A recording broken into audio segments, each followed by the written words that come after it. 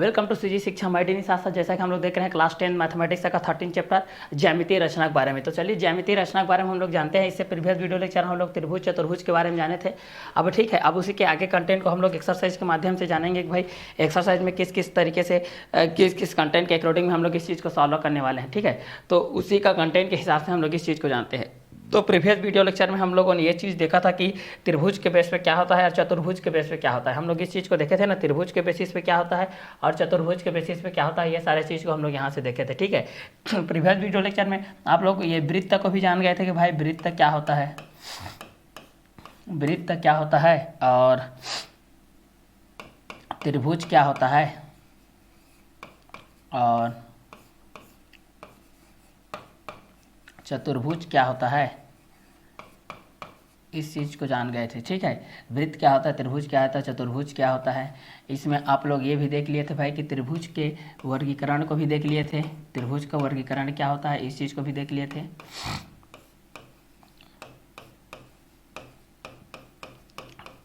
त्रिभुज का वर्गीकरण देख लिए थे और इसमें चतुर्भुज का प्रकार भी देख लिए थे।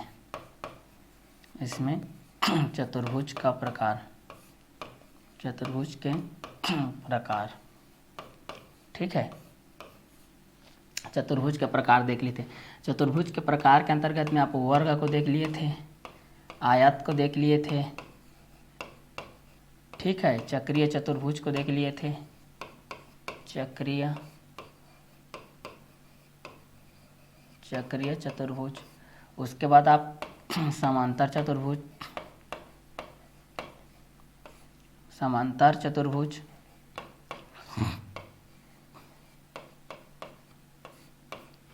और समलम चतुर्भुज, समलम चतुर्भुज, समलम चतुर्भुज और सम चतुर्भुज।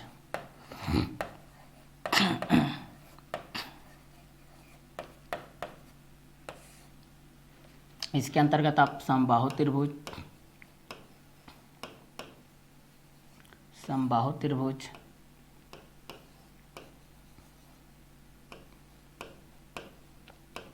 समद्विबाहु त्रिभुज, समद्विबाहु त्रिभुज,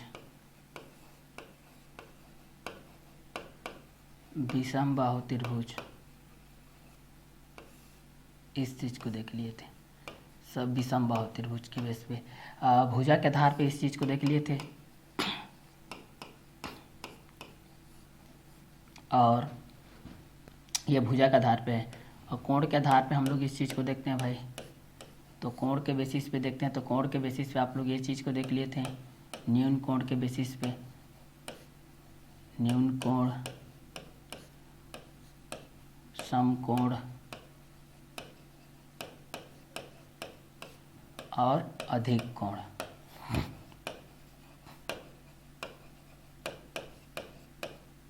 ये चीज को देख लिए थे। ठीक है, वृत्त के अंतर्गत वृत्त की स्पर्श रेखाएं,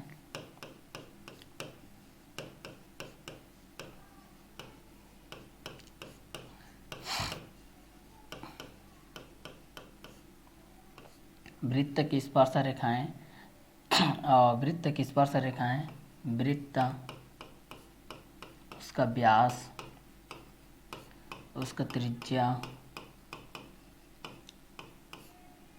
उसका जीवा, चापकांड,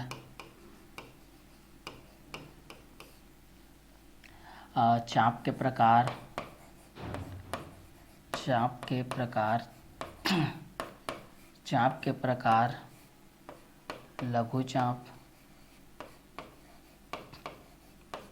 और दीर्घ चाप।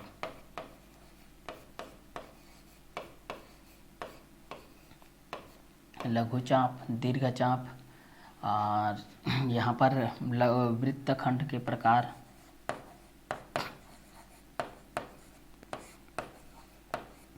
वृत्तखंड के प्रकार, इस चीज़ को जान गए थे। वृत्तखंड के प्रकार के अंतर्गत आप लोग इस चीज़ को देखे थे, लघु वृत्तखंड, लघु लघु वृत्तखंड,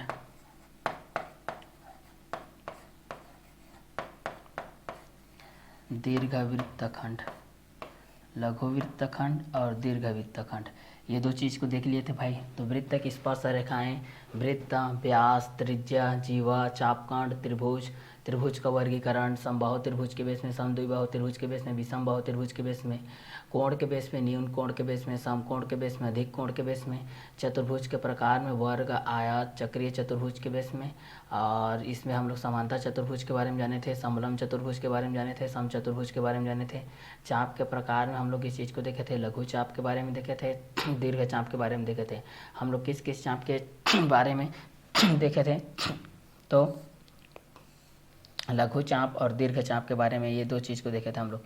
किसके किसके बारे में देखे थे? लघु चाप और दीर्घ चाप, इन दोनों के बारे में देखे थे। ठीक है, कि लघु चाप क्या होता है और दीर्घ चाप क्या होता है। ठीक है, तो लघु चाप और दीर्घ चाप के बेस पे हम लोग इस चीज़ को देखे थे कि ये दोनों किस किस कंटेंट के अकॉर्डिंग होता है, लघु चाप क्या होता है, दीर्घ चाप क्या होता है, इन दोनों चीज़ों के बारे में हम लोग इस चीज़ को देखे थे। ठीक है, इस कंटेंट के अकॉर्डिंग हमारे पास क्या क्या चीज़ आता है और किसके किसके बेसिस पे आते जाता है। ठीक है, तो इस कंटेंट के अकॉर्डिंग में भी हम लोग इस चीज़ को जान सकते हैं भाई कि ये दोनों किस किस कंटेंट के अकॉर्डिंग में होगा और किसके किसके बेसिस में होते जाएगा। ठीक है, दूसरा हम लोग इस चीज़ को जान सकते हैं भाई कि ये आप लोगों का किस किस कंटेंट के अकॉर्डिंग में होगा। ये दो चीज़ को भी हम लोग यहाँ से जान सकते हैं भाई कि ये दोनों किसके किसके बेसिस पे हो जाएगा। ठीक है, कि लघु चाप के बेसिस पे होता है कि दीर्घ चाप के बेसिस पे होता है, लघु वृत्त खंड क्या होता है, दीर्घ वृत्त खंड क्या है होता है। और प्रीवियस वीडियो लेक्चर में हम लोग ये चीज़ को देखें कि वृत्त क्या होती है, वृत्त की स्पर्श रेखाएँ क्या होती है, वृत्त की त्रिज्याएँ क्या होती है, वृत्त का व्यास क्या होता है और जीवा क्या होता है, चापकांड क्या होता है, त्रिभुज का वर्गीकरण के वजह से हम लोग इस चीज़ को देख चुके थे कि त्रिभुज का वर्गीकरण किन किन भुजाओं के आधार पर कैसा कैसा होता है। ठीक है, कि समबाहु त्रिभुज किस तरीके से होता है, समद्विबाहु त्रिभुज किस तरीके से होता है, विषमबाहु त्रिभुज किस तरीके से होता है। कोण के आधार पे जब हम लोग इस चीज़ को देखते हैं तो न्यून कोण के बेसिस में क्या होता है, समकोण के बेसिस में क्या होता है, अधिक कोण के बेसिस में क्या होता है, इस चीज़ को देख सकते हैं।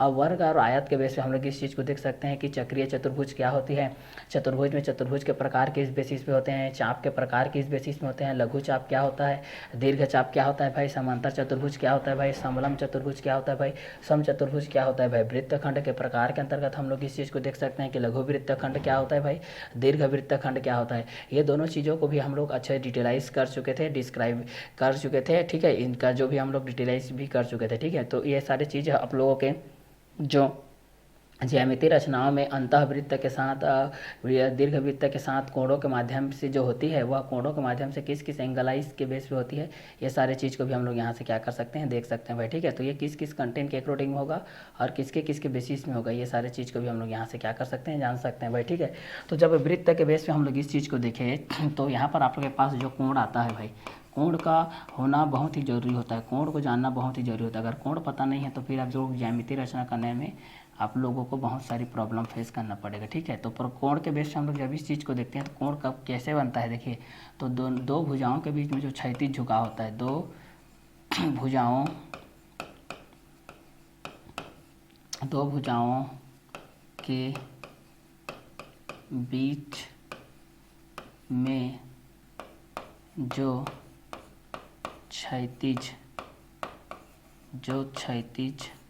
झुकाव होता है,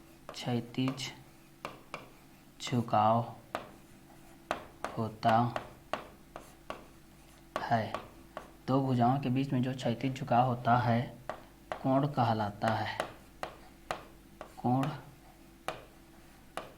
कोण कहलाता है। दो भुजाओं के बीच में जो क्षैतिज झुकाव होता है कोण कहलाता है, दो भुजाओं के बीच में जो क्षैतिज झुकाव होता है कोण कहलाता है। तो कोण के बेसिस में हम लोग इस चीज़ को देख लेते हैं कि दो भुजाओं के बीच में जो क्षैतिज झुकाव होता है वह कोण कहलाता है, दो भुजाओं के बीच में जो क्षैतिज झुकाव होता है वह कोण कहलाता है। अब यहाँ पर जो भुजाओं के बीच में आप लोग इस तरीके से देखिए, पहला भुजा, ये दूसरा भुजा, ये आप लोगों का पहला भुजा है भाई, ये आप लोग दूसरा भुजा, ये झुकाव। और अगर इस एंगल से देखा जाए, इस एंगल से देखा जाए तो ये देखिए यहाँ पर एक झुकाव, मान लेते हैं कि पहला है तो ये दूसरा हो जाएगा। अगर इधर से देखेंगे हम लोग इस कंटेंट के लिए, ठीक है, अगर हम लोग इधर से देखते हैं तो यहाँ पर एक भुजा झुकाव आ जाएगा, ये पहला ये दूसरा के बेस यहाँ पर एक झुकाव आ रहा है। देखिए ये झुकाव हो गया, ये भी झुकाव हो गया, ये भी झुकाव हो गया। तो इस झुकाव के कारण भी हम लोग इस चीज़ को जान सकते हैं, इस झुकाव के कारण जान सकते हैं, इस झुकाव के बेसिस में जान सकते हैं। ठीक है, ये किसके किसके कारण होगा और किस किसके बेसिस में होते जाएगा। ठीक है, तो इस कारण के वजूद में भी हम लोग इस चीज़ को क्या कर सकते हैं भाई, जान सकते हैं कि दोनों किस किस कंटेंट के अकॉर्डिंग होगा और किसके किसके बेसिस में होते जाएगा। क्लियर। तो चलिए इस कंटेंट के लिए हम लोग इस चीज़ को देखते हैं। तो दो भुजाओं के बीच में जो क्षैतिज झुकाव होता है कोण कहलाता है। दो भुजाओं के बीच में जो क्षैतिज झुकाव होता है क्या कहलाता है, कोण कहलाता है। तो वृत्त की स्पर्श रेखाएं, वृत्त के व्यास, त्रिज्या, जीवा, चापकर्ण, त्रिभुज, त्रिभुज का वर्गीकरण, चतुर्भुज, चतुर्भुज के प्रकार, चाप के प्रकार, लघु चाप, दीर्घ चाप, झुकाव में वृत्तखंड के प्रकार, लघु वृत्तखंड, दीर्घ वृत्तखंड, भुजा के बेस में समबाहु त्रिभुज, समद्विबाहु त्रिभुज, विषमबाहु त्रिभुज, वर्ग, आयत, कोण में न्यून कोण, समकोण, अधिक कोण, वर्ग, आयत, चक्रीय चतुर्भुज, समांतर चतुर्भुज, समलंब चतुर्भुज, सम चतुर्भुज के बेसिस में ये सारे कंटेंट के अकॉर्डिंग हमारे पास क्या कर सकते हैं, ये आ सकते हैं भाई। तो इन दोनों के बेसिस पे भी हम लोग ये सारे चीज़ को भी क्या कर सकते हैं, सॉल्व कर सकते हैं भाई कि ये दोनों किस किस के बेसिस में आएगा, किस किस कंटेंट के अकॉर्डिंग में आते जाएगा। ठीक है, तो चलिए इस कंटेंट के हिसाब से हम लोग इस चीज़ को देखते हैं। तो हमारे पास क्या क्या कंटेंट आएगा, वृत्त के बेस पे जब हम लोग रचना करते हैं तो वृत्त के माध्यम से हमारे पास रचना की दृष्टि से क्या कंटेंट आएगा, कोण के माध्यम से हमारे पास क्या कंटेंट आएगा, सरल कोण के माध्यम से क्या कोण होगा, इस माध्यम से भी हम लोग इस चीज़ को क्या कर सकते हैं, जान सकते हैं भाई। ठीक है, तो चलिए कोण के माध्यम से अगर हम लोग देखते हैं तो सरल कोण के बेसिस पे हम लोग इस चीज़ को देखते हैं। किसके बेसिस पे देखते हैं भाई, हम लोग इस चीज़ को सरल कोण के माध्यम से देखते हैं। चलिए तो यहाँ से हम लोग इस चीज़ को देखते हैं, सरल कोण, सरल कोण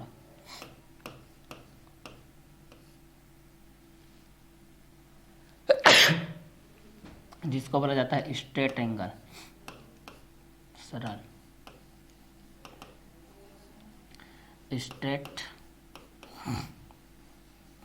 एंगल, ये होता है स्ट्रेट एंगल। ठीक है, जिसको बोलते हैं सरल कोण।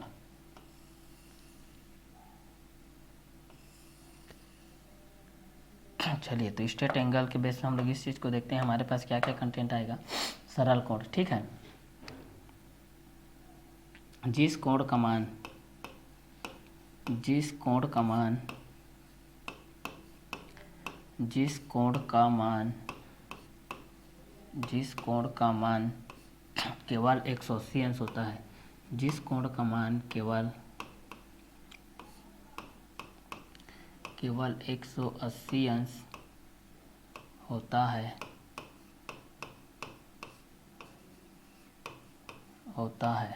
जिस कोण का मान केवल 180 अंश होता है, जो सीधी रेखा में होता है, जो सीधी रेखा में होता है, जो सीधी रेखा में होता है, जो सीधी रेखा में होता है, जो किस में होता है, सीधी रेखा में होता है, जो किस में होता है भाई, जो सीधी रेखा में होता है। क्लियर।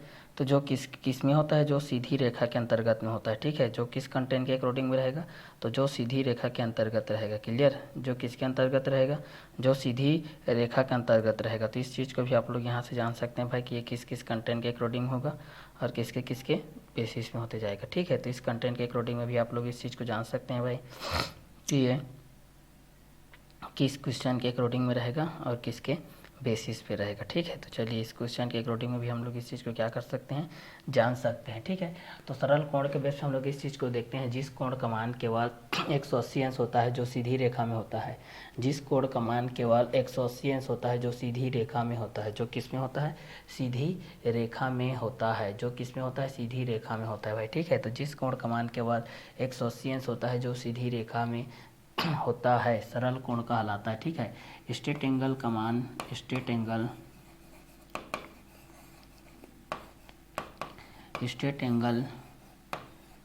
एंगल का जो वैल्यू होता है भाई वह लाइनर पेयर के बेस पे होता है। ठीक है, ये सीधी लंबवत दिशा में होती है, ये कोण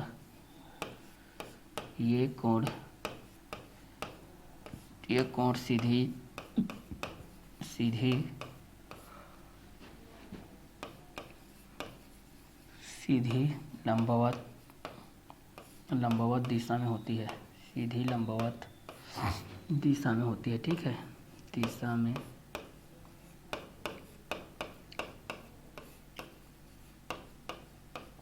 होती है। ठीक है, तो इस कंटेंट के हिसाब से भी हम लोग इस चीज़ को जान सकते हैं भाई कि दोनों किस किस कंटेंट के अकॉर्डिंग होगा और किसके किसके बेसिस होते जाएगा। ठीक है, तो ये कोण जो होती है वह सीधी लंबवत दिशा में होती है। तो जिस कोण का मान केवल 180 अंश होता है, जो सीधी रेखा में होता है, स्ट्रेट एंगल, ये कोण सीधी लंबवत दिशा में होती है। ये कोण किस में होती है भाई? सीधी लंबवत दिशा में होती है। और जिस कोण का मान केवल 180 अंश होता है, जो सीधी रेखा में होता है, सरल कोण कहलाता है। सरल कोण का मान कितने अंश का होता है? तो आप लोग जान सकते हैं भाई कि सरल कोण का मान कितने अंश का होता है। तो सरल कोण का मान 90 अंश का होता है। तो सरल कोण के माध्यम से हम लोग इस चीज़ को देखते हैं कि जिस कोण का मान केवल 180 अंश का होता है, जो सीधी रेखा में होता है, ये कोण सीधी लंबवत दिशा में होता है। ये कोण किस में होता है? सीधी लंबवत दिशा में होता है। तो जिस कोण का मान केवल 180 अंश होता है, जो सीधी रेखा में होता है, ये कोण सीधी लंबवत दिशा में होती है। ये कोण किस में होती है भाई? तो सीधी लंबवत दिशा में होती है। तो स्ट्रेट एंगल के माध्यम से हम लोग इस चीज़ को जान सकते हैं भाई। तो स्ट्रेट एंगल के माध्यम से हम लोग इस चीज़ को देखेंगे। ये स्ट्रेट एंगल, ये यहाँ पर ये एंगल बनेगा, ये आप लोगों का कितना हो जाएगा? 180 डिग्री बेस हो जाएगा। मान लेते हैं कि ए और बी के बेस पे, इस बिंदु को मान लेते हैं कि ओ के बेस पे। तो ए ओ बी इक्वल टू यहाँ पर कितना हो जाएगा? अगर ए ओ बी लेंगे तो यहाँ पर ये 180 डिग्री के बेस पे हो जाएगा। ठीक है, तो स्ट्रेट एंगल का वैल्यू जो होता है वो 180 डिग्री के बेस हो सकता है। यहाँ पर आप लोग ये इस कंटेंट के अकॉर्डिंग में भी ऐसे भी बन सकता है भाई। मान लेते हैं कि पी है, ये ओ है, ये क्यू है, तो यहाँ पर भी ये 180 डिग्री के बेस पे बन सकता है कि P O Q equal to ये 180 डिग्री के बेस पे ऐसा भी बन सकता है। ठीक है, तो जिस कोण का मान केवल 180 अंश होता है, जो सीधी रेखा में होता है, स्ट्रेट एंगल कहलाता है। ये कोण सीधी लंबवत दिशा में होता है, जिसमें 180 अंश का कोण बनता है। ठीक है, तो जैसे जैसे 180 अंश का कोण बनता है, जो कि त्रिभुज के बेसिस में हो सकता है, चतुर्भुज के बेसिस में हो सकता है, वृत्त के बेसिस में हो सकता है, त्रिज्या के बेसिस में हो सकता है।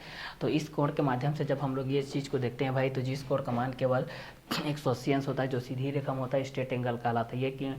ये कोण सीधी लंबवत दिशा में होती है। ठीक है, तो ये आप लोगों का सरल कोण के माध्यम से हो जाएगा। ठीक है, तो जब आप लोगों को सरल कोण के बारे में पूछा जाएगा, तो सरल कोण के माध्यम से आप लोग ये इस चीज़ को क्या कर सकते हैं? क्लियर कर सकते हैं भाई कि जिस कोण का मान केवल 180 अंश होता है, जो सीधी रेखा में होता है, स्ट्रेट एंगल कहलाता है, ये कोण सीधी लंबवत दिशा में होती है। ठीक है, तो P O Q equal to यहाँ पर 180 डिग्री हो जाएगा, और A O B equal to भी कितना हो जाएगा? 180 डिग्री के बेस हो जाएगा। तो जिस कोण का मान केवल 180 अंश होता है, जो सीधी रेखा में होता है, वह सरल कोण कहलाता है, स्ट्रेट एंगल। तो स्ट्रेट एंगल ये कोण सीधी लंबवत दिशा में होती है, 180 डिग्री के बेस पे। P O Q equal to 180 degree के बेस हो जाएगा। A O B equal to भी कितना हो जाएगा? 180 डिग्री के बेस हो जाएगा। तो स्ट्रेट एंगल के बेसिस हम लोग इस चीज़ को देख सकते हैं भाई कि जिस कोण का मान केवल 180 अंश होता है, जो सीधी रेखा में होता है, स्ट्रेट एंगल कहलाता है। ये कोण सीधी लंबवत दिशा में होती है। ठीक है, तो स्ट्रेट एंगल के माध्यम से आप लोग इस चीज़ को जान सकते हैं भाई। ठीक है, अब यहाँ पर एक चीज़ होता है लाइनर पेयर, रैखिक युग्म होता है हमारे पास। लाइनियर पेयर के बेस पे होता है, लाइनर पेयर के बेस पे होता है। इस चीज़ को हम लोग यहाँ से देखते हैं, लाइनर पेयर के बेस पे हम लोग इस चीज़ को देखते हैं। लाइनर पेयर रैखिक युग्म, ये होता है हमारा रैखिक युग्म, रैखिक युग्म। ठीक है, तो रैखिक युग्म का मान देखते हैं। ठीक है, एक ही सरल रेखा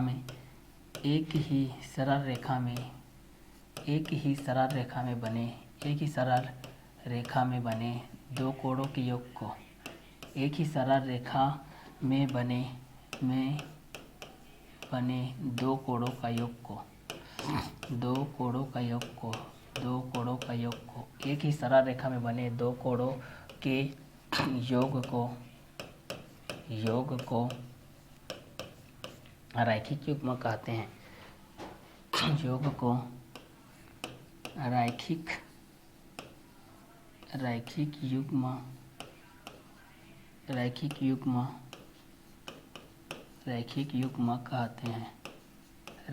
युग्म कहते हैं, जिसमें से एक कोण उभयनिष्ठ होता है, जिसमें से एक कोण की भुजा, एक की भुजा क्या होती है? उभयनिष्ठ होती है। उभयनिष्ठ होती है। ठीक है, रैखिक युग्म का मान 180 अंश का होता है। रैखिक युग्म का मान 180 अंश होता है। ठीक है, जैसे हम लोग इस कंटेंट के अकॉर्डिंग में हम लोग इस चीज़ को देखते हैं भाई, जैसे हम लोग इस चीज़ को देखते हैं, ये रैखिक युग्म है ना, मानते ए ओ बी सी, तो यहाँ पर ये एंगल बन रहा है, ये एंगल बन रहा है, तो यहाँ पर हो जाएगा A O B plus B O C equal to हो जाएगा 180 डिग्री। और यही क्या है आप लोगों का रैखिक युग्म है भाई, यही क्या है आप लोगों का रैखिक युग्म।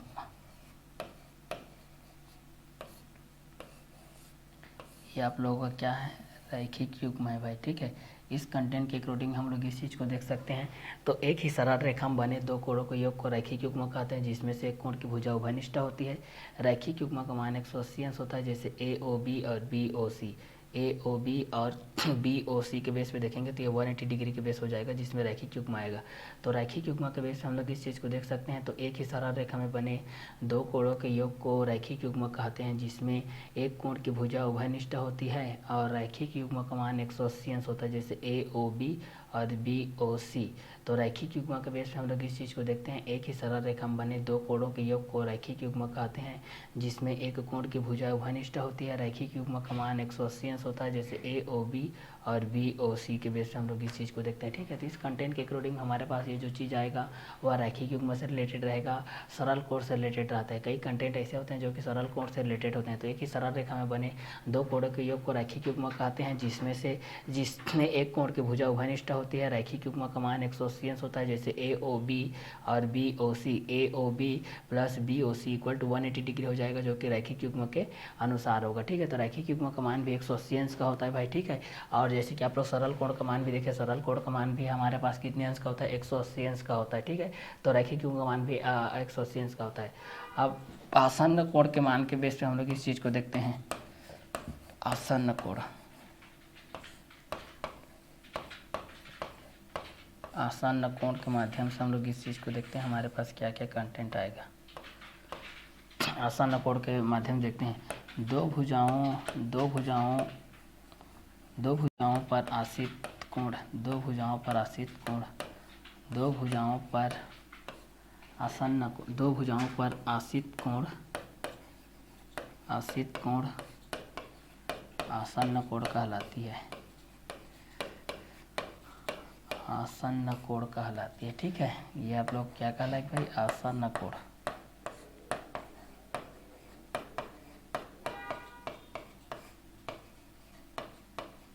दो भुजाओं पर आसित कोण आसन्न कोण कहलाती है। आसन्न कोण का मान भी 180 अंश का होता है। आसन्न कोण का मान 180 अंश होता है। आसन्न कोण का मान 180 अंश होता है। आसन्न कोण का मान 180 अंश होता है। तो जिस तरीके से लाइनर पेयर के बेस हम लोग इस चीज़ को देखते हैं कि एक ही सरल रेखा में बने दो कोणों के योग को रैखिक युग्म कहते हैं, जिसमें से एक कोण की भुजा उभयनिष्ठ होती है।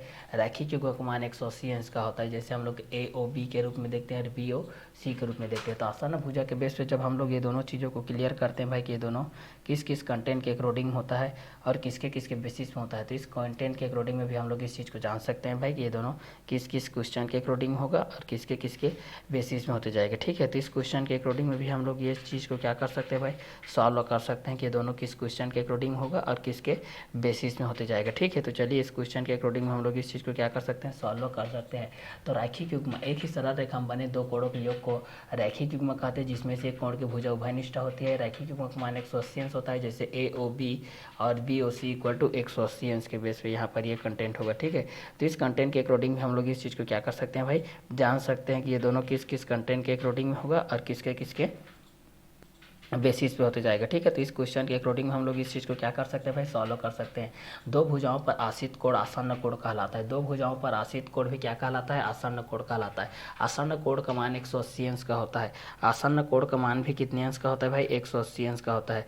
तो आसन्न कोण के बेस के माध्यम से भी हम लोग इस चीज़ को जान सकते हैं भाई कि ये किस किस कंटेंट के अकॉर्डिंग हो जाएगा, किसके किसके बेसिस पे होते जाएगा। ठीक है, तो चलिए इस क्वेश्चन के अकॉर्डिंग हम लोग इस चीज़ को देख सकते हैं। चलिए, तो इस क्वेश्चन के अकॉर्डिंग हम लोग इस चीज़ को देख सकते हैं हमारे पास क्या क्या कंटेंट आएगा। तो चलिए क्या क्या डेट आएगा। ठीक है, तो इसके बेसिस पे हम लोग इस चीज़ को देख सकते हैं हमारे पास क्या क्या चीज़ आएगा, किस किस कंटेंट के अकॉर्डिंग में आते जाएगा। ठीक है, तो इसके बेसिस पे हमारे पास किस किस कंटेंट के अकॉर्डिंग में होते जाएगा, किस किस के बेसिस पे होते जाएगा। ठीक है, तो चलिए यहाँ से हम लोग इस चीज़ को देखते हैं भाई। तो रैखिक युग्म एक ही सरल रेखा में बने दो कोणों के योग को रैखिक युग्म कहते हैं, जिसमें से एक कोण की भुजा उभयनिष्ठ होती है। रैखिक युग्म का मान 180 अंश का होता है, जैसे AOB और BOC इक्वल टू 180 डिग्री। दो भुजाओं पर आश्रित कोण आसन्न कोण कहलाता है। यह रैखिक युग्म के बेसिस पे होता है। आसन्न कोण का मान 180 डिग्री के बेस पे होता है। किसके बेस पे होता है, 180 डिग्री के बेस पे होता है। तो इस कंटेंट के अनुसार भी हम लोग इस चीज़ को जान सकते हैं भाई कि ये दोनों किस किस कंटेंट के अकॉर्डिंग होंगे, किसके किसके बेसिस होंगे। जिस तरीके से सरल कोण का मान 180 अंश होता है, उसी प्रकार के रैखिक युग्म का मान भी हमारे पास 180 अंश के बेसिस होता है। किसके बेसिस होता है, 180 अंश के बेसिस में होता है। तो एक ही सरल रेखा में बने दो कोणों के योग को रैखिक युग्म कहते हैं, जिसमें से एक कोण की भुजा उभयनिष्ठ होती है। रैखिक युग्म का मान 180 अंश होता है, जैसे AOB और BOC इक्वल टू 180 डिग्री होता है। ठीक है, तो ये 180 डिग्री के बेसिस पे हो जाएगा।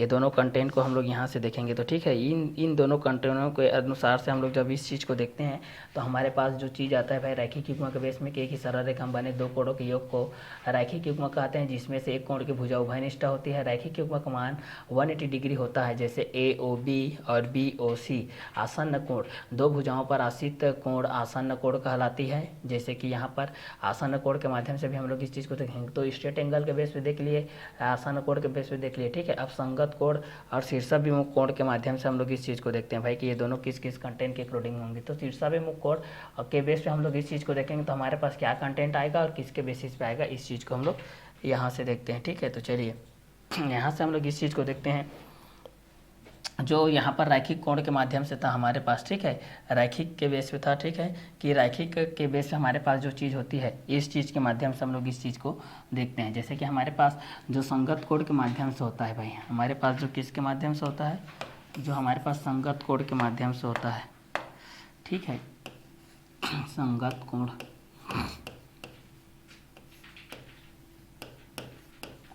संगत कोण के बेस पे हम लोग इस चीज़ को देखते हैं हमारे पास क्या क्या कंटेंट आएगा।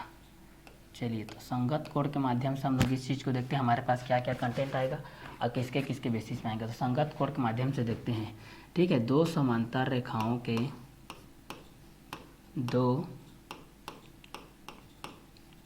दो समांतर रेखाओं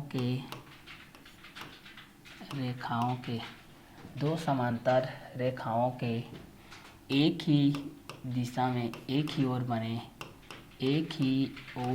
कोण।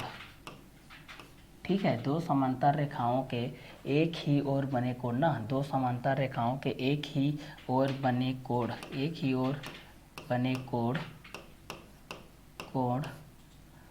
क्या कहलाते हैं, संगत कोण कहलाते हैं।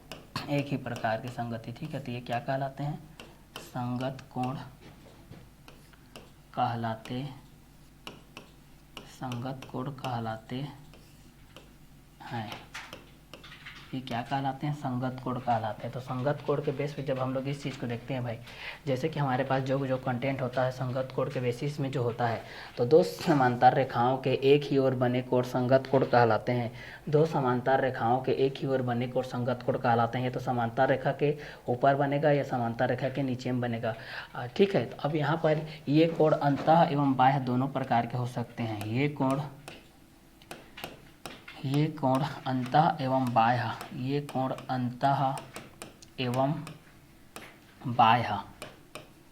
बाह्य दोनों प्रकार के हो सकते हैं। दोनों प्रकार के हो सकते हैं। हो सकते हैं। ठीक है, दो समांतर रेखाओं के एक ही ओर बने कोण संगत कोण कहलाते हैं। ये कोण अंतः एवं बाह्य दोनों प्रकार के हो सकते हैं। दो समांतर रेखाओं के एक ही ओर बने कोण संगत कोण कहलाते हैं। ये कोण अंतः एवं बाह्य दोनों प्रकार के हो सकते हैं। मतलब अंतः कोण, अंतः संगत कोण, अंतः संगत कोण, अंतः संगत कोण, या फिर बाह्य संगत कोण, या फिर बाह्य संगत कोण, बाह्य संगत कोण। ठीक है, यह सब संगत कोणों का योग भी 180 अंश का होता है। संगत कोणों का योग भी, संगत कोणों का योग भी 180 अंश का, संगत कोणों का योग भी 180 अंश का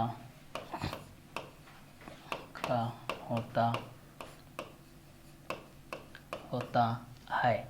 ठीक है, असंगत कोणों के अंतर्गत जो समांतर रेखाएं होती है, संगत कोण के अंतर्गत, संगत कोण के अंतर्गत हमारे पास जो चीज़ होती है भाई, संगत कोण के अंतर्गत समांतर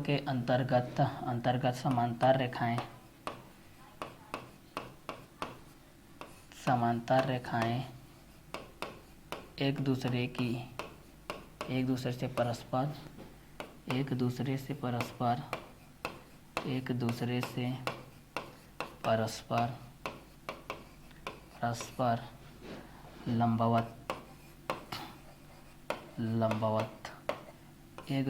परस्पर लंबवत, समांतर रेखाएं एक दूसरे से परस्पर लंबवत एवं परस्पर बराबर एवं एक दूसरे से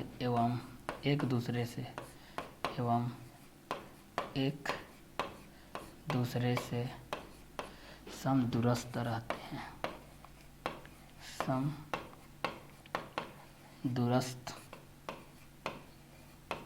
हैं, रहते हैं। ठीक है, तो दो समांतर रेखाओं के एक ही ओर बने कोण संगत कोण कहलाते हैं। ये कोण अंतः एवं बाह्य दोनों प्रकार के हो सकते हैं। दो समांतर रेखाओं के एक ही ओर बने कोण संगत कोण कहलाते हैं। ये कोण अंतः एवं बाह्य दोनों प्रकार के हो सकते हैं। अंतः संगत कोण और बाह्य संगत कोण, संगत कोणों का योग भी 180 अंश का होता है। संगत कोण के अंतर्गत समांतर रेखाएं एक दूसरे से परस्पर लंबवत एवं परस्पर बराबर एवं एक दूसरे से समदूरस्थ रहते हैं। तो संगत कोण के बेस पे जब भी हम लोग इस चीज़ को देखते हैं भाई, तो दो समांतर रेखाओं के एक ही ओर बने कोण संगत कोण कहलाते हैं।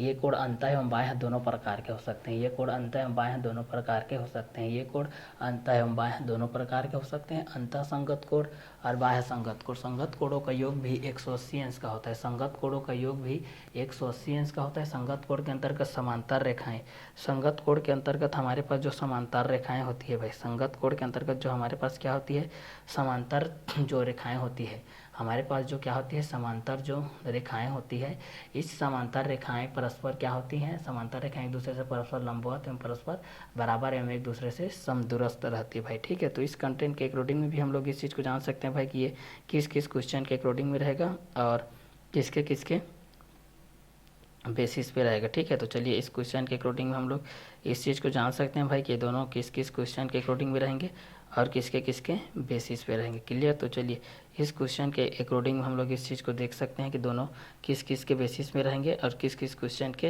अकॉर्डिंग में भी रहेंगे। ठीक है, तो इस क्वेश्चन के अकॉर्डिंग में भी हम लोग इस चीज़ को यहाँ से जान सकते हैं भाई कि ये दोनों किस किस के बेसिस पे रहेगा और किस किस क्वेश्चन के अकॉर्डिंग में भी रहेगा। क्लियर, तो चलिए यहाँ से हम लोग ये दोनों चीज़ को हम लोग यहाँ से जानते हैं भाई कि ये दोनों किस किस के बेसिस में रहेंगे। क्लियर, तो यहाँ से आप लोग ये चीज़ को जान सकते हैं भाई कि ये दोनों किस कंटेंट के अकॉर्डिंग में रहेंगे और किसके किसके बेसिस में भी रहेंगे। क्लियर, तो चलिए जिस तरीके से आप लोग जान रहे हैं भाई कि यहाँ पर ये दो चीज़ किस किस कंटेंट के अकॉर्डिंग में रहते हैं और किसके किसके बेसिस में रहते हैं, ये सारे चीज़ को भी आप लोग यहाँ से क्या कर सकते हैं भाई, जान सकते हैं कि दोनों किस कंटेंट के अकॉर्डिंग में रहेंगे और किसके बेसिस में रहेंगे। ये चार चीज़ को भी आप लोग यहाँ से क्या कर सकते हैं, जान सकते हैं भाई।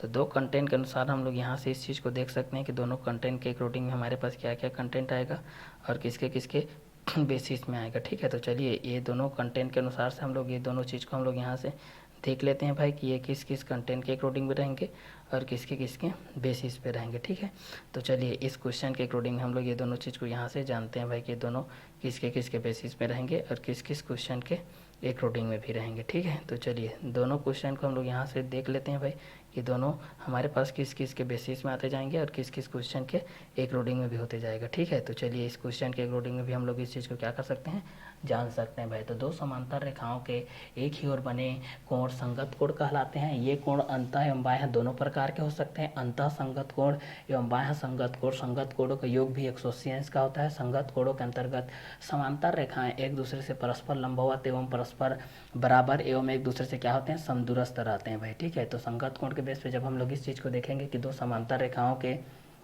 एक ही ओर बने कोण संगत कोण कहलाते हैं। ये कोण अंतः एवं बाह्य दोनों प्रकार के हो सकते हैं। अंतः संगत कोण एवं बाह्य संगत कोण, संगत कोणों का योग भी 180 अंश का होता है। संगत कोण के अंतर्गत समांतर रेखाएं एक दूसरे से परस्पर लंबवत एवं परस्पर बराबर एवं एक दूसरे से समदूरस्थ रहते हैं। तो दो समांतर रेखाओं के एक ही ओर बने कोण संगत कोण कहलाते हैं। ये कोण अंतः एवं बाह्य दोनों प्रकार के हो सकते हैं। अंतः संगत कोण एवं बाह्य संगत कोण, संगत कोणों का योग भी 180 अंश का होता है। संगत कोण के अंतर्गत समांतर रेखाएं एक दूसरे से परस्पर लंबवत एवं परस्पर बराबर एवं एक दूसरे से समदूरस्थ रहते हैं। तो दो समांतर रेखाओं के एक ही ओर बने कोण, दो समांतर रेखाओं के एक ही ओर बने कोण के माध्यम से जब हम लोग इस चीज़ को देखते हैं भाई कि ये किस किस कंटेंट के हिसाब से हमारे पास क्या क्या चीज़ होगा, किस किस के बेसिस पे हो जाएगा, इस चीज़ को हम लोग यहाँ से जान सकते हैं भाई कि ये दोनों किस किस कंटेंट के अकॉर्डिंग में होगा और किस किस के बेसिस में होते जाएगा। ठीक है, तो दो समांतर रेखाओं के एक ही ओर बने कोण संगत कोण कहलाते हैं। ये कोण अंतः एवं बाह्य दोनों प्रकार के हो सकते हैं। अंतः संगत कोण एवं बाह्य संगत कोण, संगत कोणों का योग भी 180 अंश का होता है। संगत कोण के अंतर्गत समांतर रेखाएं एक दूसरे से परस्पर लंबवत एवं परस्पर बराबर एवं एक दूसरे से समदूरस्थ रहते हैं। तो संगत कोण के बेस पे हम लोग इस चीज़ को जान सकते हैं कि दो समांतर रेखाओं के एक ही ओर बने कोण संगत कोण कहलाते हैं। ये कोण अंतः एवं बाह्य दोनों प्रकार के हो सकते हैं। अंतः संगत कोण और बाह्य संगत कोण, संगत कोणों का योग भी 180 अंश का होता है। संगत कोण के अंतर्गत समांतर रेखाएं एक दूसरे से परस्पर लंबवत एवं परस्पर बराबर एवं एक दूसरे से समदूरस्थ रहते हैं। दो समांतर रेखाओं के एक ही ओर बने कोण संगत कोण कहलाते हैं। ये कोण अंतः एवं बाह्य दोनों प्रकार के हो सकते हैं। अंतः संगत कोण, बाह्य संगत कोण, संगत कोणों का योग भी 180 अंश का होता है। संगत कोण के अंतर्गत समांतर रेखाएं एक दूसरे से परस्पर लंबवत एवं परस्पर बराबर एवं एक दूसरे से समदूरस्थ रहते हैं। तो दो समांतर रेखाओं के एक ही ओर बने कोण संगत कोण कहलाते हैं। ये कोण अंतः एवं बाह्य दोनों प्रकार के हो सकते हैं। अंतः संगत कोण एवं बाह्य संगत कोण, संगत कोणों का योग भी 180 अंश का होता है। संगत कोणों के अंतर्गत समांतर रेखाएं एक दूसरे से परस्पर लंबवत एवं परस्पर बराबर एवं एक दूसरे से क्या होते हैं, समदूरस्थ रहते हैं। तो यहाँ से हम लोग इस चीज़ को जान सकते हैं भाई कि दो समांतर रेखाओं के एक ही ओर बने कोण संगत कोण कहलाते हैं। ये कोण अंतः एवं बाह्य दोनों प्रकार के हो सकते हैं। अंतः संगत कोण, बाह्य संगत कोण, संगत कोणों का योग भी 180 अंश का होता है। संगत कोण के अंतर्गत समांतर रेखाएं एक दूसरे से परस्पर लंबवत एवं परस्पर बराबर एवं एक दूसरे से समदूरस्थ रहते हैं। तो दो समांतर रेखाओं के एक ही ओर बने कोण संगत कोण कहलाते हैं। ये कोण अंतः एवं बाह्य दोनों प्रकार के हो सकते हैं। अंतः संगत कोण, बाह्य संगत कोण, संगत कोणों का योग भी 180 अंश का होता है। संगत कोण के अंतर्गत समांतर रेखाएं एक दूसरे से परस्पर लंबवत एवं परस्पर बराबर एवं एक दूसरे से समदूरस्थ रहते हैं। तो दो समांतर रेखाओं के एक ही ओर बने कोण संगत कोण कहलाते हैं। ये कोण अंतः एवं बाह्य दोनों प्रकार के हो सकते हैं। अंतः संगत कोण एवं बाह्य संगत कोण, संगत कोणों का योग भी 180 अंश का होता है। संगत कोण के अंतर्गत समांतर रेखाएं एक दूसरे से परस्पर लंबवत एवं परस्पर बराबर एवं एक दूसरे से समदूरस्थ रहते हैं। तो दो समांतर रेखाओं के एक ही ओर बने कोण संगत कोण कहलाते हैं। ये कोण अंतः एवं बाह्य दोनों प्रकार के हो सकते हैं। अतः संगत कोण, बाह्य संगत कोण, संगत कोणों का योग भी 180 अंश का होता है। संगत कोण के अंतर्गत समांतर रेखाएं एक दूसरे से परस्पर लंबवत एवं परस्पर बराबर एवं एक दूसरे से समदूरस्थ रहते हैं। तो दो समांतर रेखाओं के एक ही ओर बने कोण संगत कोण कहलाते हैं। ये कोण अंतः एवं बाह्य दोनों प्रकार के हो सकते हैं। अंतः संगत कोण एवं बाह्य संगत कोण, संगत कोणों का योग भी 180 अंश का होता है। संगत कोण के अंतर्गत समांतर रेखाएं एक दूसरे से परस्पर लंबवत एवं परस्पर बराबर एवं एक दूसरे से समदूरस्थ रहते हैं। तो दो समांतर रेखाओं के एक ही ओर बने कोण संगत कोण कहलाते हैं। ये कोण अंतः एवं बाह्य दोनों प्रकार के हो सकते हैं। अंतः संगत कोण, बाह्य संगत कोण, संगत कोणों का योग भी 180 अंश का होता है। संगत संगत कोण के अंतर्गत समांतर रेखाएं एक दूसरे से परस्पर लंबवत एवं परस्पर बराबर एवं एक दूसरे से समदूरस्थ रहते हैं। तो दो समांतर रेखाओं के एक ही ओर बने कोण संगत कोण कहलाते हैं। ये कोण अंतः एवं बाह्य दोनों प्रकार के हो सकते हैं। अंतः संगत कोण, बाह्य संगत कोण, संगत कोणों का योग भी 180 अंश का होता है। संगत कोण के अंतर्गत समांतर रेखाएं एक दूसरे से परस्पर लंबवत एवं परस्पर बराबर एवं एक दूसरे से समदूरस्थ रहते हैं। तो दो समांतर रेखाओं के एक ही ओर बने कोण संगत कोण कहलाते हैं। ये कोण अंतः एवं बाह्य दोनों प्रकार के हो सकते हैं। अंतः संगत कोण एवं बाह्य संगत कोण, संगत कोणों का योग भी 180 अंश का होता है। संगत कोण के अंतर्गत समांतर रेखाएं एक दूसरे से परस्पर लंबवत एवं परस्पर बराबर एवं एक दूसरे से समदूरस्थ रहते हैं। तो दो समांतर रेखाओं के एक ही ओर बने कोण संगत कोण कहलाते हैं। ये कोण अंतः एवं बाह्य दोनों प्रकार के हो सकते हैं। अंतः संगत कोण, बाह्य संगत कोण, संगत कोणों का योग भी 180 अंश का होता है। संगत कोण के अंतर्गत समांतर रेखाएं एक दूसरे से परस्पर लंबवत एवं परस्पर बराबर एवं एक दूसरे से समदूरस्थ रहते हैं। तो दो समांतर रेखाओं के एक ही ओर बने कोण संगत कोण कहलाते हैं। ये कोण अंतः एवं बाह्य दोनों प्रकार के हो सकते हैं। अंतः संगत कोण एवं बाह्य संगत कोण, संगत कोणों का योग भी 180 अंश का होता है। संगत कोण के अंतर्गत समांतर रेखाएं एक दूसरे से परस्पर लंबवत एवं परस्पर बराबर एवं एक दूसरे से समदूरस्थ रहते हैं। तो संगत कोण के बेस पे हम लोग इस चीज़ को जान सकते हैं भाई कि यहाँ पर दो समांतर रेखाओं के माध्यम से किस किस कंटेंट के अकॉर्डिंग में रहेगा और किस किस के बेसिस पे होते जाएगा। ठीक है, तो दो समांतर रेखाओं के बेस पे हम लोग इस चीज़ को देख सकते हैं भाई कि ये क्या क्या कंटेंट हो जाएगा, किसके किसके बेसिस पे होते जाएगा। क्लियर। तो दो समांतर रेखाओं के एक ही ओर बने कोण संगत कोण कहलाते हैं। ये कोण अंतः एवं बाह्य दोनों प्रकार के हो सकते हैं। अंतः संगत कोण एवं बाह्य संगत कोण, संगत कोणों का योग भी 180 अंश का होता है। संगत कोण के अंतर्गत समांतर रेखाएं एक दूसरे से परस्पर लंबवत एवं परस्पर बराबर एवं एक दूसरे से समदूरस्थ रहते हैं। तो दो समांतर रेखाओं के बेस पे जब हम लोग इस चीज़ को देखते हैं भाई हमारे पास क्या क्या कंटेंट आएगा, किस किस के बेसिस पे आते जाएगा। तो दो समांतर रेखाओं के एक ही ओर बने कोण संगत कोण कहलाते हैं। ये कोण अंतः एवं बाह्य दोनों प्रकार के हो सकते हैं। अंतः संगत कोण और बाह्य संगत कोण, संगत कोणों का योग भी 180 अंश का होता है। संगत कोण के अंतर्गत समांतर रेखाएं एक दूसरे से परस्पर लंबवत एवं परस्पर बराबर एवं एक दूसरे से क्या होते हैं, समदूरस्थ रहते हैं। ठीक है, तो दो समांतर रेखाएं एक दूसरे को कभी नहीं काटते हैं। आप लोग इस चीज़ को तो जानते ही हैं।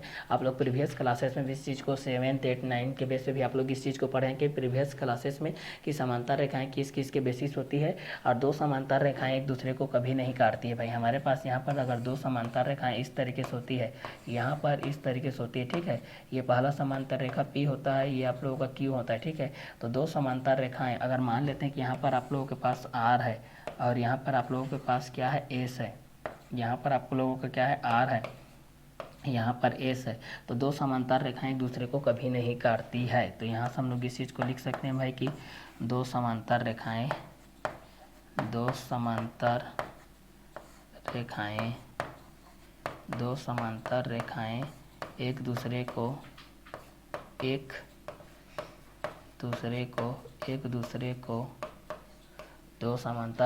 एक दूसरे को कभी नहीं काटते हैं, कभी नहीं काटते हैं। दो समांतर रेखाएं एक दूसरे को कभी नहीं काटते हैं। पहला, दो समांतर रेखाएं एक दूसरे को कभी नहीं काटते हैं। दूसरा, दो समांतर रेखाएं एक दूसरे से दो समांतर रेखाएं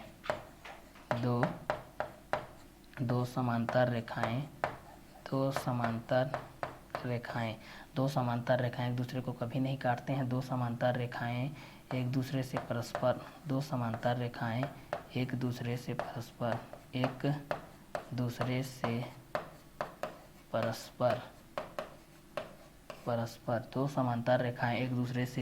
परस्पर लंब एवं बराबर होते हैं। लंबवत एवं क्या होते हैं, बराबर होते, लंबवत एवं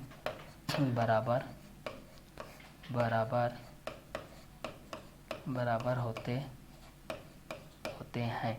दो समांतर रेखाएं एक दूसरे को कभी नहीं काटते हैं। दो समांतर रेखाएं एक दूसरे से परस्पर लंबवत एवं बराबर होते हैं। तीसरा, दो समांतर रेखाएं एक दूसरे से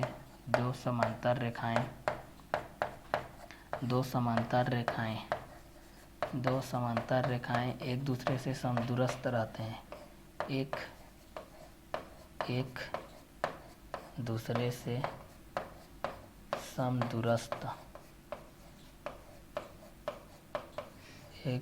से समदूरस्थ रहते हैं। समदूरस्थ रहते हैं। ठीक है, तो दो समांतर रेखाएं एक दूसरे को कभी नहीं काटते हैं। दो समांतर रेखाएं एक दूसरे से परस्पर लंबवत एवं बराबर होते हैं। दो समांतर रेखाएं एक दूसरे से समदूरस्थ रहते हैं। दो समांतर रेखाएं एक दूसरे को कभी नहीं काटते हैं। दो समांतर रेखाएं एक दूसरे से परस्पर लंबवत एवं बराबर होते हैं। दो समांतर रेखाएं एक दूसरे से समदूरस्थ रहते हैं। तो संगत कोण के माध्यम से हम लोग इस चीज़ को जानते हैं भाई कि दो समांतर रेखाओं के एक ही ओर बने कोण संगत कोण कहलाते हैं। ये कोण अंतः एवं बाह्य दोनों प्रकार के हो सकते हैं, अंतः संगत कोण, बाह्य संगत कोण। ठीक है, तो दो समांतर रेखाओं के एक ही ओर बने कोण संगत कोण कहलाते हैं। ये कोण अंतः एवं बाह्य दोनों प्रकार के हो सकते हैं, अंतः संगत कोण एवं बाह्य संगत कोण। संगत कोणों का योग भी 180 अंश का होता है। संगत कोणों का योग भी 180 अंश का होता है। संगत कोण के अंतर्गत समांतर रेखाएं एक दूसरे से परस्पर लंबवत एवं परस्पर बराबर एवं एक दूसरे से समदूरस्थ रहते हैं। तो दो समांतर रेखाओं के एक ही ओर बने कोण संगत कोण कहलाते हैं। ये कोण अंतः एवं बाह्य दोनों प्रकार के हो सकते हैं, अंतः संगत कोण एवं बाह्य संगत कोण। संगत कोणों का योग भी 180 अंश का होता है। संगत कोण के अंतर्गत समांतर रेखाएं एक दूसरे से परस्पर लंबवत एवं परस्पर बराबर एवं एक दूसरे से समदूरस्थ रहते हैं। दो समांतर रेखाओं के एक ही ओर बने कोण संगत कोण कहलाते हैं। ये कोण अंतः एवं बाह्य दोनों प्रकार के हो सकते हैं, अंतः संगत कोण, बाह्य संगत कोण। संगत कोणों का योग भी 180 अंश का होता है। संगत कोण के अंतर्गत समांतर रेखाएं एक दूसरे से परस्पर लंबवत एवं परस्पर बराबर एवं एक दूसरे से समदूरस्थ रहते हैं। दो समांतर रेखाओं के एक ही ओर बने कोण संगत कोण कहलाते हैं। ये कोण अंतः एवं बाह्य दोनों प्रकार के हो सकते हैं, अंतः संगत कोण, बाह्य संगत कोण। संगत कोणों का योग भी 180 अंश का होता है। संगत कोण के अंतर्गत समांतर रेखाएं एक दूसरे से परस्पर लंबवत एवं परस्पर बराबर एवं एक दूसरे से समदूरस्थ रहते हैं। दो समांतर रेखाएं एक दूसरे को कभी नहीं काटते हैं। दो समांतर रेखाएं एक दूसरे को कभी नहीं काटते हैं। दो समांतर रेखाएं एक दूसरे को कभी नहीं काटते हैं। दो समांतर रेखाएं एक दूसरे से परस्पर लंबवत एवं बराबर होते हैं। दो समांतर रेखाएं एक दूसरे से परस्पर लंबवत एवं बराबर होते हैं।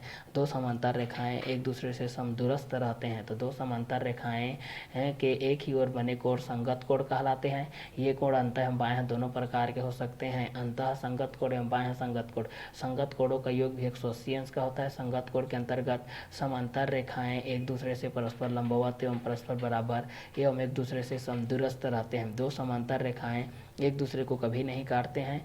दो समांतर रेखाएं एक दूसरे से परस्पर लंबवत एवं बराबर होते हैं। दो समांतर रेखाएं एक दूसरे से समदूरस्थ रहते हैं। तो दो समांतर रेखाओं के एक ही ओर बने कोण क्या कहलाते हैं भाई? संगत कोण कहलाते हैं। ये कोण अंतः एवं बाह्य दोनों प्रकार के हो सकते हैं, अंतः संगत कोण एवं बाह्य संगत कोण। संगत कोणों का योग भी 180 अंश का होता है। संगत कोण के अंतर्गत समांतर रेखाएं एक दूसरे से परस्पर लंबवत एवं परस्पर बराबर एवं एक दूसरे से क्या होते हैं? समदूरस्थ होते हैं। तो जैसे जैसे हम लोग दो समांतर रेखाओं के बारे में जानते हैं भाई कि दो समांतर रेखाएं क्या क्या होती है भाई, ये किस किस कंटेंट के अकॉर्डिंग होती है भाई, किस किस के बेसिस पे होती है भाई, तो ये सारी चीज़ को भी हम लोग यहाँ से क्या कर सकते हैं?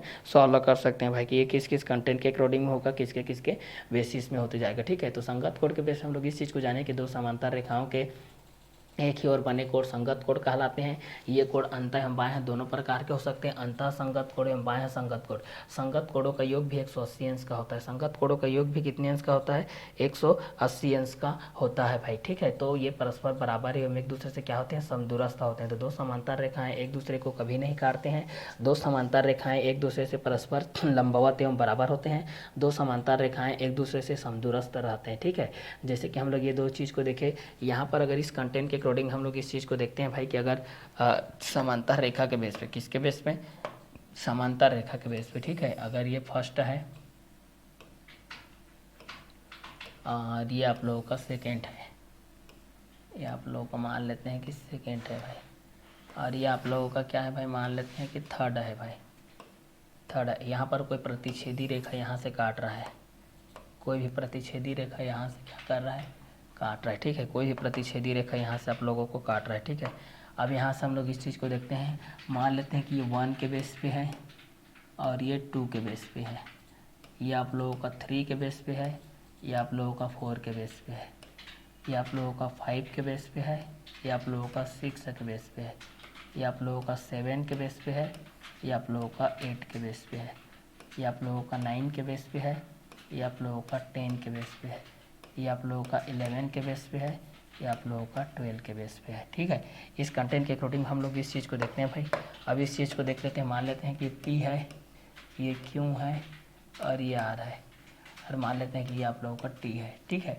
तो इसको इस एंगल के माध्यम से हम लोग संगत कोण को जानते हैं भाई कि संगत कोण किस किस के बेसिस पे होते जाएगा, ठीक है। तो चलिए संगत कोण को देखते हैं। इस चीज़ को देखते हैं हम लोग, संगत कोण के बेस पे क्या क्या कंटेंट होगा और किस किस के बेसिस पे होते जाएगा, ठीक है।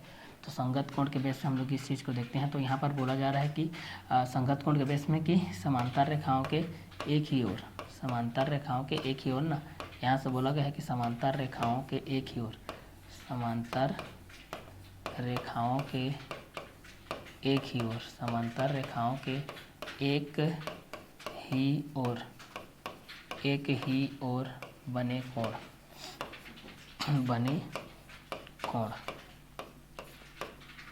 समांतर रेखाओं के एक ही ओर बने कोण संगत कोण कहलाते हैं। संगत कोण, संगत कोण कहलाते हैं। समांतर रेखाओं के एक ही ओर बने कोण क्या कहलाते हैं? संगत कोण कहलाते हैं, ठीक है। तो समांतर रेखा के ऊपर की ओर बना रहेगा समांतर रेखा के यहाँ पर ऊपरी शीर्ष पर, समांतर रेखा के ऊपरी शीर्ष पर भी बन सकता है, ऊपरी शीर्ष पर, और समांतर रेखा के दूसरा नीचे, ऊपर के साथ रहेगा, दूसरा निचला वाला निचले के साथ, समांतर रेखा के निचली शीर्ष के साथ, निचली शीर्ष के साथ, ठीक है। तो समांतर रेखा के ऊपरी शीर्ष के साथ हम लोग इस चीज़ को देखते हैं, दूसरा समांतर रेखा के निचली शीर्ष के साथ हम लोग इस चीज़ को देख लेते हैं, ठीक है।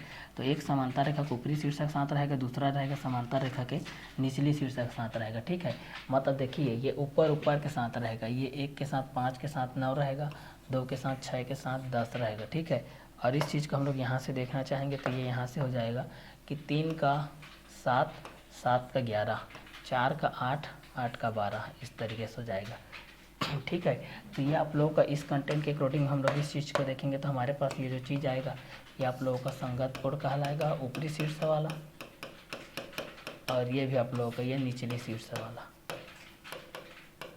ये निचली शीर्ष वाला, ये आप लोगों का ऊपरी शीर्ष वाला।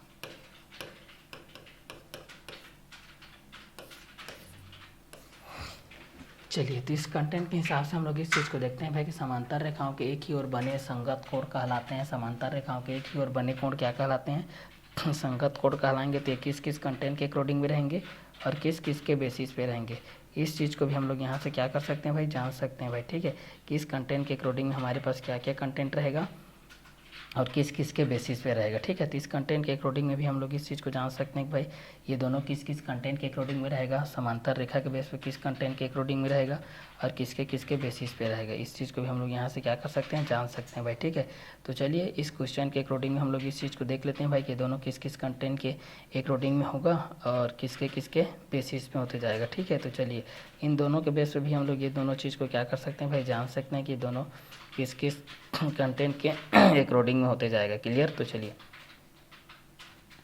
इस क्वेश्चन के अकॉर्डिंग में जब हम लोग इस चीज़ को देखते हैं भाई तो हमारे पास क्या क्या कंटेंट आता है और किसके बेसिस पे आते जाता है, ये सारे चीज़ को भी हम लोग यहाँ से क्या कर सकते हैं, जान सकते हैं भाई, ठीक है। कि ये दोनों किस किस कंटेंट के अकॉर्डिंग में होते जाएगा और किसके बेसिस पे होते जाएगा, क्लियर। तो चलिए इस कंटेंट के लिए हम लोग ये दोनों चीज़ को हम लोग यहाँ से देख सकते हैं भाई कि ये दोनों किस कंटेंट के अकॉर्डिंग में रहेगा और किसके बेसिस पे रहेगा, क्लियर। तो चलिए यहाँ से हम लोग ये चीज़ को हम लोग यहाँ से क्या कर सकते हैं, सॉल्व कर सकते हैं भाई, ठीक है। तो चलिए यहाँ से भी हम लोग इस चीज़ को देख सकते हैं, ठीक। तो चलिए यहाँ से भी हम लोग ये दोनों चीज़ को क्या करते हैं, देखते हुए चले जाते हैं भाई।